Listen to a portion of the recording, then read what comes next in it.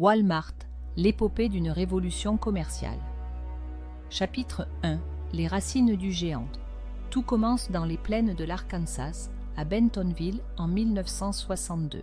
Sam Walton, un visionnaire au visage d'homme de la campagne, décide de s'engager dans une quête presque utopique, proposer des produits à bas prix tout en gardant une qualité irréprochable. À l'époque, personne ne voyait le potentiel d'une telle entreprise.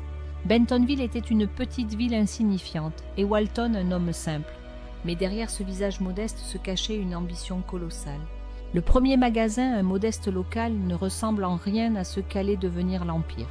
Cependant, dès les premiers mois, Walton parvient à toucher une corde sensible. Les Américains veulent des produits de qualité à des prix abordables. Son slogan de départ, « Save money, live better », économiser de l'argent, vivez mieux, reflète à lui seul toute la philosophie derrière Walmart. L'idée maîtresse, une gestion stricte des coûts, un contrôle minutieux des stocks et surtout une politique de prix imbattable grâce à des économies d'échelle inégalées. Très vite, Walton élabore des stratégies innovantes, comme l'achat direct auprès des fabricants, contournant ainsi les intermédiaires pour garantir des marges plus faibles mais des volumes plus importants. Chapitre 2. Expansion et domination. Les années 1970 marquent une période d'expansion fulgurante pour Walmart. Dès 1975, Walton multiplie les ouvertures de magasins à travers tout l'Arkansas, puis dans les États voisins. Chaque nouvelle inauguration attire des foules. Les familles américaines viennent découvrir ce qui devient rapidement un phénomène national. C'est durant ces années que Walmart commence à développer ses centres de distribution, devenant ainsi pionnier dans la gestion logistique. Ces entrepôts, bardés de technologies de gestion des stocks, permettent une rotation rapide des produits. Les livraisons se font désormais en flux tendu, minimisant les coûts et maximisant les profits. Dans les années 1980, Walmart franchit une étape supplémentaire avec son entrée en bourse. Cette cotation permet à l'entreprise de lever des capitaux pour financer une expansion plus agressive. À partir de ce moment, chaque coin de rue en Amérique devient un emplacement potentiel pour un nouveau magasin. La conquête des États-Unis est en marche et rien ne semble pouvoir l'arrêter. Chapitre 3. L'internationalisation et l'ère numérique. Dans les années 1990, Walmart ne se contente plus de régner sur le marché américain. Il regarde au-delà des frontières et commence à s'implanter à l'international. Canada, Mexique, Chine, l'expansion devient globale. Le modèle est ajusté pour chaque marché, mais l'essence demeure la même. Ce qui fonctionne à Bentonville fonctionne aussi à Pékin ou Mexico. Pendant ce temps, la concurrence commence à prendre des notes. Les concurrents nationaux et internationaux tentent de rivaliser avec le titan, mais rares sont ceux qui parviennent à égaler l'efficacité de Walmart. Le secret réside dans une capacité sans égale à négocier avec les fournisseurs et une infrastructure logistique qu'aucune autre entreprise ne parvient à reproduire. À l'aube des années 2000, l'ère numérique émerge.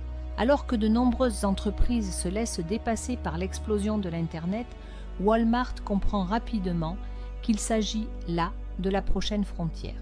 Avec le lancement de son site de vente en ligne, l'entreprise se prépare à une nouvelle bataille, celle de l'e-commerce. Bien que des rivaux comme Amazon dominent ce nouveau secteur, Walmart adopte une stratégie hybride, alliant magasins physiques et présence en ligne. Et ce mariage des deux univers va bientôt payer. Chapitre 4. Défis et controverses. L'ascension fulgurante de Walmart ne s'est pas faite sans heurts. En coulisses, des critiques se multiplient. Les syndicats reprochent à l'entreprise ses politiques salariales strictes et ses conditions de travail parfois jugées difficiles. Des manifestations s'organisent et des voix s'élèvent contre la domination de Walmart qui, dans certaines villes, fait disparaître les petits commerces locaux. Mais au-delà des accusations sociales, Walmart fait aussi face à des défis environnementaux. En tant que plus grand distributeur du monde, ses opérations ont un impact significatif sur la planète. Cependant, au milieu des années 2000, l'entreprise prend conscience de son empreinte écologique et s'engage dans une série d'initiatives vertes. Cela inclut l'utilisation d'énergies renouvelables, la réduction des emballages plastiques et une gestion plus durable des ressources. Malgré les efforts, l'équilibre entre profit et responsabilité environnementale reste délicat. Padoche, chapitre 5, Walmart en 2024, l'évolution continue. Aujourd'hui, en 2024, Walmart a bien changé, mais son essence demeure. Avec plus de 10 000 magasins dans le monde, l'entreprise n'est plus simplement une chaîne de supermarchés. C'est un écosystème. Ces magasins servent de centre de distribution pour les commandes en ligne et son service de livraison est devenu un concurrent direct à des entreprises comme Amazon. En parallèle, Walmart continue de s'adapter aux tendances de consommation modernes. Le géant a lancé des partenariats stratégiques dans le domaine de la santé, en ouvrant des cliniques médicales dans certains de ses magasins. De plus, il a investi dans l'intelligence artificielle pour optimiser la gestion de ses stocks et personnaliser l'expérience client. L'aspect numérique prend également de l'ampleur. Grâce à Walmart Plus, un service d'abonnement qui rivalise avec Amazon Prime, l'entreprise espère fidéliser une clientèle de plus en plus mobile et exigeante. Les magasins physiques deviennent ainsi des hubs où les clients peuvent commander en ligne et récupérer leurs achats en quelques minutes. Walmart est aujourd'hui confronté à de nouveaux défis, comme l'inflation mondiale, les disruptions dans les chaînes d'approvisionnement et la pression environnementale. Pourtant, son adaptation constante et sa vision à long terme lui permettent de rester un acteur incontournable du commerce mondial. Tunkey, conclusion, l'héritage de Sam Walton. De son premier magasin en Arkansas à une domination globale, Walmart est l'exemple ultime d'une entreprise qui a su répondre aux attentes des consommateurs tout en évoluant dans un monde en perpétuel changement. Sam Walton n'aurait sans doute jamais imaginé l'ampleur qu'allait prendre son entreprise. Mais une chose est certaine, son rêve d'une consommation accessible à tous reste encore aujourd'hui au cœur de Walmart.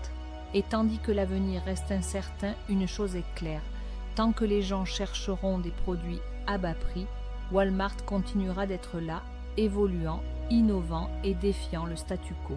Mise à jour régulière, reste à jour avec les dernières tendances et nouveautés. Abonne-toi et active la cloche pour ne rien manquer.